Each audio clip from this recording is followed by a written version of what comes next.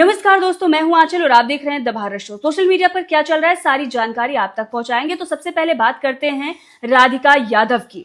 तो जैसा कि आप सभी जानते हैं, राधिका यादव एल्विश की तरह बड़ी इन्फ्लुएंसर बनना चाहती थी, लेकिन उनके पिता ने उनकी जान ले ली। पिता का यह कहना है कि समाज उन्हें ताना दे रहा था, जिसकी वजह से उन्होंने अपनी बेटी की जान ली है। लेकिन सोशल मीडिया पर इस खबर के आने के बाद बहुत सारी चीजें लिखी जा रही थी।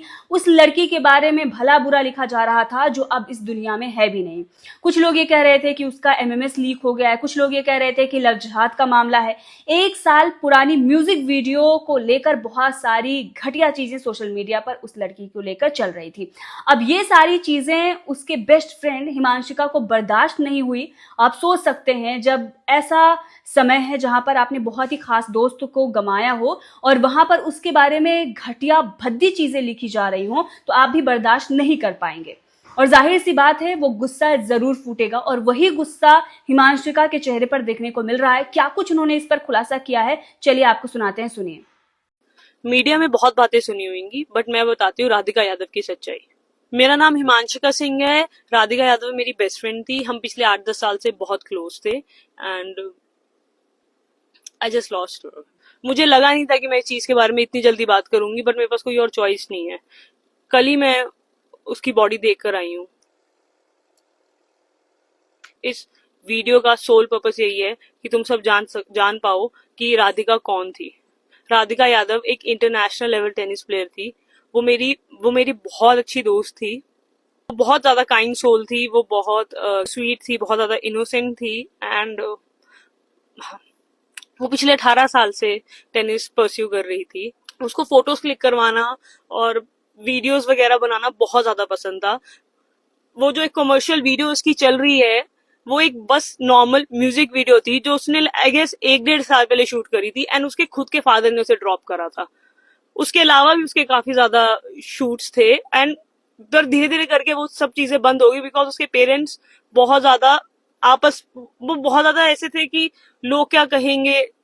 उनके पास हमेशा से ही सोसाइटल प्रेशर बहुत ज्यादा था और वो हमेशा से ही ऑर्थोडॉक्स थे। मतलब रोका टोकी हर चीज में रहती थी। मतलब मैं और राधिका, हमने I think we started playing in back 2012 या 13 में। हम साथ में ट्रैवल भी करते थे। हमने आपस में भी बहुत सारे मैचेस खेले हैं।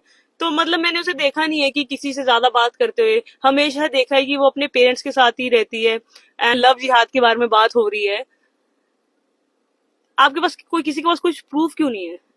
लव जिहाद, वो किसी से बात भी नहीं करती थी। उसके घर पे इतनी ज्यादा रिस्ट्रिक्शंस थी, बट वो बहुत टाइम से ना अपने घर पे सफर कर रही थी। बहुत ज्यादा उसको ना घर पे बहुत ज्यादा घुटन महसूस होती थी, क्योंकि ऐसे कौन ही रहना चाहेगा यार, हर चीज का एक्सप्लेन करते रहना कि क्यों कर रहे हैं, क्या कर रहे हैं, किससे बात कर रहे हो।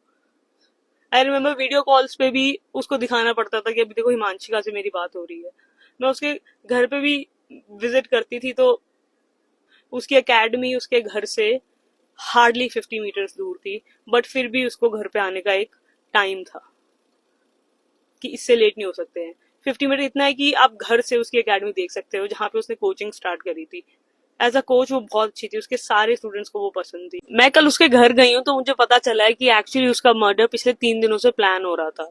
On 10th of July I was working out and मेरे को एक कॉल आती है मेरी फ्रेंड की। मैंने उठाई नहीं एंड फिर मैं देखती हूँ एक आर्टिकल होता है कि Radhika Yadav shot dead by her own father. And सबसे पहले मैं राधिका को कॉल करती हूँ और मैं उसको बोलना चाहती हूँ कि थैंक गॉड कि ये तू नहीं है, थैंक गॉड कि ये तू नहीं है। एंड वो मेरा कॉल नहीं पिक करती है। फिर मैं आर्टिकल को फिर दोबारा देखती हूँ और मुझे वो घर देखता है और बस मुझे ऐसा लगता है कि it's the end of the world. मतलब मेरे पैरों के नीचे से जमीन चली जाती है। Then I called her sister and मुझे somehow I managed to went to the cremation and वहां जाके मुझे ये चीज पता लगती है कि उसके डैड एक्चुअली 3 दिनों से उसकी डेथ प्लान कर रहे थे। इन्हों रिवॉल्वर लेकर आए थे एंड बस उसकी मॉम को दूसरे कमरे में रखा था। उसके भाई को किसी बहाने से बाहर भेज दिया गया था। राधिका के पास एक डॉग है लूना एंड वो पिटबुल है। तो मतलब she would have also saved her, but उसको भी घर से थोड़ा बाहर रखा गया था and he waited for the right moment और पीछे से मार दिया। मतलब 5 गोलियां कौन सा बाप मारता है? मुझे तो ये समझ में नहीं आ रहा इतना उसने क्या ही करा था। अपेरेंटली उसके डैड उनके फ्रेंड्स के इन्फ्लुएंस में आके, क्योंकि उनके जो फ्रेंड्स थे वो बहुत ज्यादा जेलस हो गए थे राधिका की सक्सेस से। वो 4 लोग जिनकी बातें सुन के उसके पापा ने वो गोली चलाई है, वो 4 बातें ये थी कि ये तो मेकअप करने लग गई है, ये तो छोटे कपड़े पहनती है, ये अब तो तू इसके पैसों पे पलने लग गया है, तू तो अब इसको धंधा ही करवा दे। मतलब मेरे को इस चीज का जवाब दे दो कि कब तक लड़कियां मरेंगी बिकॉज ऑफ मेन, और उनका जो फ्रिजाइल ईगो है जो मीडिया में चल रहा है कि ये रीले बनाती है या वो लव जिहाद का। मुझे एक चीज नहीं समझ में आ रही, जो इंसान रील बनाता है उसका अकाउंट प्राइवेट क्यों होगा? उसके अकाउंट में सिर्फ 68 लोग हैं, 68 लोग। जो इंसान रील डालता है उसके कभी इतने कम फॉलोअर्स नहीं हो सकते हैं। अपना अकाउंट उसने प्राइवेट करा हुआ था, लास्ट रील उसने डाली थी 23 मार्च 2024। मैं रही हूँ उसके साथ, मैं उसको जानती थी और मुझे पता है कि वो बहुत ज्यादा शरीफ थी, बट पिछले 10 दिनों में उसकी लाइफ इतनी ज्यादा मिजरेबल हो गई थी कि उसने बस गिव अप कर दिया था। उसने बोला था कि जो तुम बोलोगे, मैं जैसे तुम बोलोगे मैं रहने को तैयार हूँ। बट वही है, उसके पापा का इतना ज्यादा दिमाग खराब हो रखा था कि कोई फेस पे एक्सप्रेशन भी नहीं था। मतलब वो इंसान को दिख रहा था कि कोई साइकोलॉजिकल प्रॉब्लम है, बट वही है, बात किससे करे। मुझे बस एक चीज समझ में नहीं आती है कि कब तक। तो सुना आपने, ये उन लोगों को जवाब है जो लोग उस पिता को सपोर्ट कर रहे हैं जिसने अपनी बेटी को प्रोटेक्ट करने की बजाय उसकी जान ली। अब बहुत सारे लोग जो भी घटिया चीजें लिख रहे थे उन लोगों को जवाब मिल गया होगा कि मामला क्या था।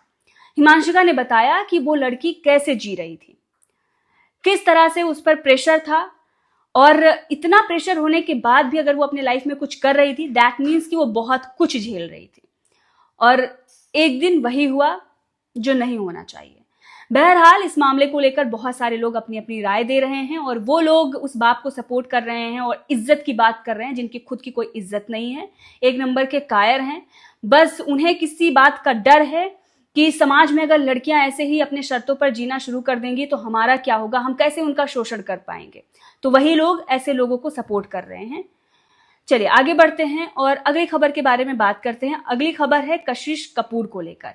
तो कशिश कपूर को आपने बिग बॉस में देखा था और भी कई सारे शोज में आपने देखा था। उनके घर पर चोरी हुई है। बताया ये जा रहा है कि 4 लाख रुपए लेकर उनका ही हाउस हेल्प फरार हो गया है। अब चलिए आगे बढ़ते हैं और एक तस्वीर आपको दिखाते हैं आशीष चंचलानी की। ये तस्वीर देखिए, और इस तस्वीर को पोस्ट करते हुए आशीष चंचलानी ने लिखा है फाइनली। और जो एक्ट्रेस उनके गोद में नजर आ रही हैं वो हैं अली अब्राम। अब इसको लेकर बहुत सारे लोग बधाइयां दे रहे हैं, कुछ लोग जलन भी प्रकट कर रहे हैं कि अगर 2014 और 15 में हमने यूट्यूब चैनल बना लिया होता तो हमारी भी किस्मत ऐसी ही होती। बताया जा रहा है कि जो एक्ट्रेस हैं वो सलमान खान की एक्स गर्लफ्रेंड हैं। अब ये आशीष चंचलानी के साथ कोई प्रोजेक्ट आ रहा है या फिर उन्होंने उस लड़की को प्रपोज किया है या उनकी गर्लफ्रेंड है या फिर शादी करने वाले हैं, ये अभी किसी भी तरीके से पता नहीं चला है। तो हो सकता है कोई प्रोजेक्ट हो या फिर दोनों शादी करने वाले हों, लेकिन उन्होंने फाइनली लिखा है और एक्ट्रेस के हाथों में फूलों का गुलदस्ता है। इसे देखकर बहुत सारे लोग तरह तरह की बातें लिख रहे हैं, लेकिन बहुत ज्यादा वायरल हो रही है ये तस्वीर सोशल मीडिया पर। चलिए आगे बढ़ते हैं और बात करते हैं एल्विश के सिस्टर की। तो एल्विश की सिस्टर कोमल ने बताया है कि एल्विश और रुबीना का बॉन्ड उन्हें बहुत ही पसंद आया और रुबीना के बारे में भी उन्होंने कुछ कहा है, सुनिए। विशाल शर्मा का रुबीना और एल्विश दीदी क्या बोल रहे हो आप? जोड़ी तो एल्विश और रुबीना के नोकझोंक है। Yes, I personally like Rubina and Elvish की जोड़ी भी मुझे बहुत अच्छी लगती है। और एक बात और बताती हूँ मैं आपको, मैं रुबीना जी की बहुत बहुत बहुत बड़ी फैन थी छोटी बहू से। मैंने उनको पहली बार, हाँ उनका पहला आई थिंक वही था सीरियल छोटी बहू। तो मैं इतनी बड़ी फैन थी कि जब छोटी बहू 1 बंद हुआ मैंने टीवी देखना छोड़ दिया था। मतलब मैं बहुत बहुत सैड थी, ये बात मम्मी को भी पता है। फिर छोटी बहू 2 आया तब मैंने टीवी देखना फिर से चालू करा। तो सुना आपने, कोमल ने बताया कि वो बहुत ज्यादा पसंद करती थी रुबीना को, उनकी वजह से ही वो टीवी देखती थी, सीरियल देखती थी, और जब छोटी बहू खत्म हुआ तो उन्होंने टीवी देखना भी बंद कर दिया था। मतलब वो बहुत ही बड़ी वाली फैन थी रुबीना की, और अब उनका भाई रुबीना के साथ काम कर रहा है तो उनको बहुत ही अच्छा लग रहा है बॉन्ड। अब चलिए बात करते हैं सन ऑफ सरदार 2 की। तो सन ऑफ सरदार 2 में एल्विश के होने की खबरें चल रही थी, लेकिन एल्विश ने इससे मना किया था। बहरहाल अभी भी ये खबरें चल रही हैं कि उसमें हो सकता है कि एल्विश आए, लेकिन इसे सीक्रेट रखा गया है। तो मूवी जब रिलीज होगी तभी पता चलेगा कि एल्विश है या नहीं। हालांकि एल्विश मना कर चुके हैं। लेकिन जो अजय देवगन का गाना आया है कि पहला प्यार मेरे 4 यार, पहला भी तू, दूसरा भी तू, तीसरा भी तू, कुछ ऐसा ही गाना उन्होंने किया है, तो उसमें जो उन्होंने डांस किया है उसको बहुत ज्यादा ट्रोल किया जा रहा है। देखिए बगल में ये वीडियो, और अजय देवगन को खूब ज्यादा ट्रोल किया जा रहा है जो भी स्टेप उन्होंने इस गाने में किए हैं। वैसे इससे पहले भी अजय देवगन के कुछ ऐसे स्टेप्स रहे हैं जिसका बहुत ज्यादा मजाक बनाया गया, और इस मूवी के इस गाने को लेकर भी खूब सोशल मीडिया पर मीम्स बन रहे हैं। चलिए आगे बढ़ते हैं और अगली खबर के बारे में बात करते हैं। तो अगली खबर है कपिल शर्मा को लेकर। तो कपिल शर्मा ने एक रेस्टोरेंट खोला था, और ये रेस्टोरेंट कनाडा में उन्होंने खोला था, जैसा कि आप सभी जानते हैं। लेकिन बताया ये जा रहा है कि खालिस्तानियों ने उनके रेस्टोरेंट पर की है गोलीबारी। मतलब आप देखिए, कोई भी अगर यहाँ पर इंडिया में रहकर और ये कहता है कि भाई इंडिया में रहने लायक नहीं है, हम तो कनाडा चले जाएंगे, हम यहाँ चले जाएंगे, हम वहाँ चले जाएंगे, तो वहाँ पर कितनी सेफ्टी है आप इसी से इस बात का अंदाजा लगा सकते हैं।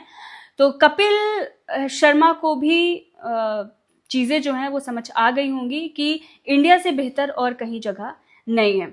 और बताया जा रहा है कि जिसने ये फायरिंग करवाई है, जिसने जिम्मेदारी ली है, उसका नाम है हरजीत सिंह लाड़ी, और इसे NIA ने अपनी मोस्ट वांटेड लिस्ट में डाला हुआ है। और इस तरह से घटनाएं पहले भी हो चुकी हैं, तो ये कोई नया नहीं है। अब चलिए बेबिका के बारे में बात करते हैं। तो बेबिका ने एक और नया पंगा खड़ा कर दिया। तो अभी तक अभिषेक मल्हान के बारे में बहुत सारी चीजें बेबिका ने कही हुई थी, लेकिन अब उन्होंने कुछ ऐसा कह दिया जिसके बाद नया पंगा शुरू होना तय है। सुनिए क्या उन्होंने कहा है। Most overrated Big Boss contestant. Many. There are many. मेरे सीजन में The winner itself is overrated. Come on.